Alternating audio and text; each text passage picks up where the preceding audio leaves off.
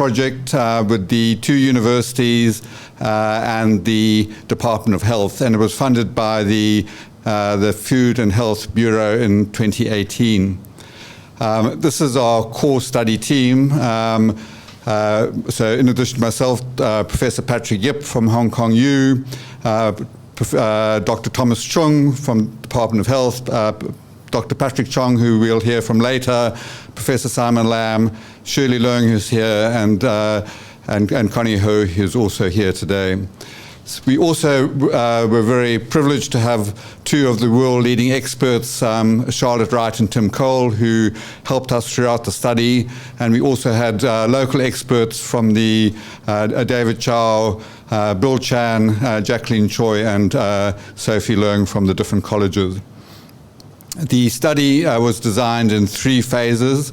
The first phase was to review what existing data we had and to reach a decision whether we really needed to do a new growth survey or not. The second phase was then started when it was clear we did need to do a new study, and the third phase was to design and propagate new charts. So the first phase, as I said, was to confirm whether we did need to do the study, and this did confirm that there had been secular trends in growth and that we did need new charts. So this was some of the data we analyzed from 0 to 5 years, showing that on the limited data, there was a small secular trend in weight, length, and head circumference. But we had very few measures on length and height. More clearly was the secular trends from 6 to 18. So these different color lines show different studies done at different times. The green, thicker green line was a study we did at Chinese University of Hong Kong in 2005 and 6, which showed a clear secular trend from the different years. So we were then instructed to proceed to the second stage and do the new growth survey. This was a very large task. It was a cross-sectional study, and it was conducted during May 2020 to October 2022. This was much longer than we had initially anticipated, and we had the struggles of COVID and school closures and many challenges. So great thanks to all our team for tremendous work that they put in during this time. Subjects were recruited from 0 to 20 years from 2 birthing hospitals, 1 public, 1 private, MCHs, nurseries and kindergartens, primary, secondary schools, vocational schools, universities, and 1 NGO that had centers throughout Hong Kong. These pictures show some of the children being measured, and it was very important that our anthropological methods were very clear-cut. We had to follow very strict standard operating procedures, which included such things as rounding down, multiple measurements for things like height, length, head circumference, and also if there was a difference between measurements, we would then repeat. We also used identical measuring equipment, as shown here on the slide, and we spent a lot of time with staff training to make sure that everybody was on page, and thanks very much to the team for doing that. So in terms of the data we used for the construction of the charts, although we let everybody join the study, we excluded those who were non-Chinese in terms of having at least 1 parent who was Chinese ethnicity, full term, and then if there were extreme measurements, we excluded some of those. We did show that with birth weight, the babies born in the private hospital were slightly earlier and lighter because of more cesarean sections, and we oversampled, so we had to make some adjustments for that.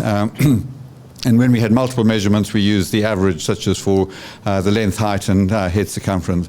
And at 2 years, we transitioned from length to height, and if it was length, then we subtracted 0.7 centimeters, and height we added.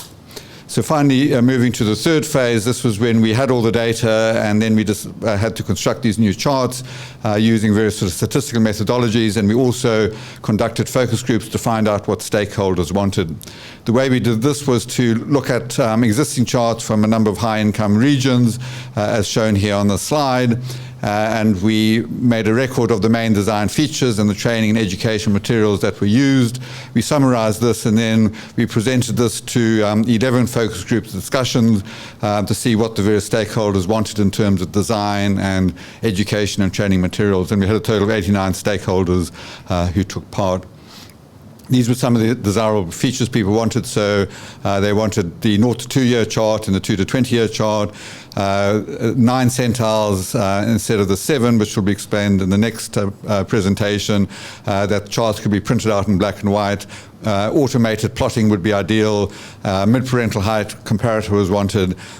People wanted the puberty scale retained, but this wasn't done in the study, and we think a new study needs to be done for that.